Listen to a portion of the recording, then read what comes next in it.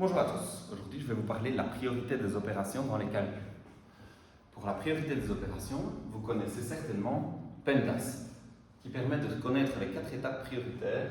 On commence par les parenthèses, ensuite les exposants, on enchaîne avec les multiplications et divisions au même moment et dans l'ordre d'apparition, et on termine avec les additions et les soustractions dans l'ordre d'apparition également. Mais je viens apporter quelque chose de nouveau, la méthode que j'appelle la méthode de la photocopieuse. Parce que non seulement il faut respecter la priorité, mais il ne faut surtout pas oublier de respecter l'ordre du calcul initial. Je m'explique avec 2 exemples. Vous avez un premier exemple qui est ici. La priorité des opérations nous demande de commencer par les parenthèses. Je souligne donc l'opération prioritaire qui ici est le 4 plus 2. Mais, comme je vous le disais, la priorité des opérations est une chose, mais il faut également respecter l'ordre du calcul initial. Et pour ça, je vous demande de vous imaginer en tant que photocopieuse. Vous avez tous déjà vu une photocopieuse avec le rayon lumineux qui avance et qui recopie sur une nouvelle feuille. Vous allez devoir faire la même chose.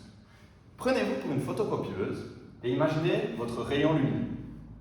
La photocopieuse parcourt le calcul. Beaucoup d'années d'entraînement pour le bruit de la photocopieuse. Et on recopie. 47, moins 5. Je recopie. 47, moins 5 fois.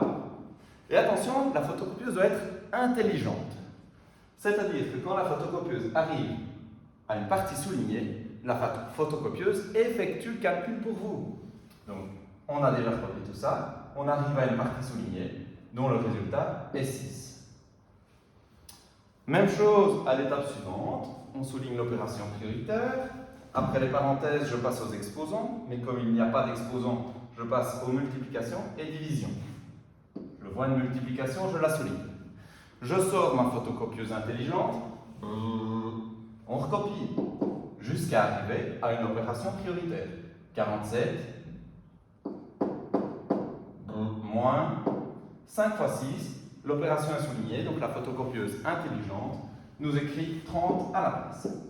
Quand il ne reste plus qu'une seule opération, il suffit de l'effectuer. Nous sommes à 17. Voyons un deuxième exemple avec la méthode de la photocopieuse. En parcourant le calcul, on aperçoit qu'il y a des parenthèses. Elles sont donc l'opération prioritaire. C'est la première opération à effectuer, mais pas forcément la première à écrire. Pour ça, méthode photocopieuse. 30 moins 4 au carré plus 2 fois. Je recopie tout ça comme une photocopieuse le ferait. Et j'arrive à une partie soulignée.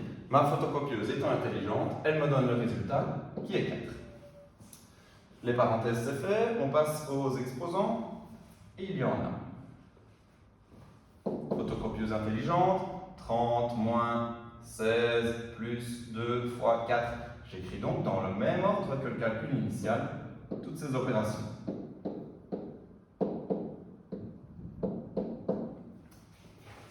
Les exposants étant faits, passons aux multiplications et divisions.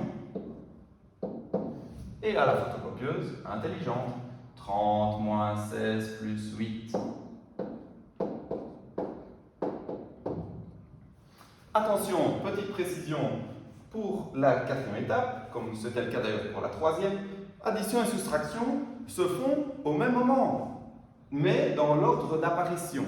Donc ici je dois choisir entre 30 moins 16 ou 16 plus 8.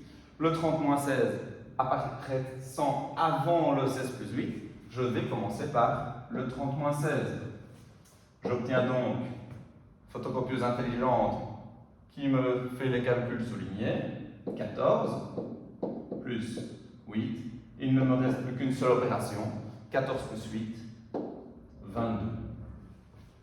Donc, connaître PEMDAS c'est bien, pensez à bien respecter l'ordre du calcul initial, et pour ça, imaginez-vous être des photocopieuses intelligentes.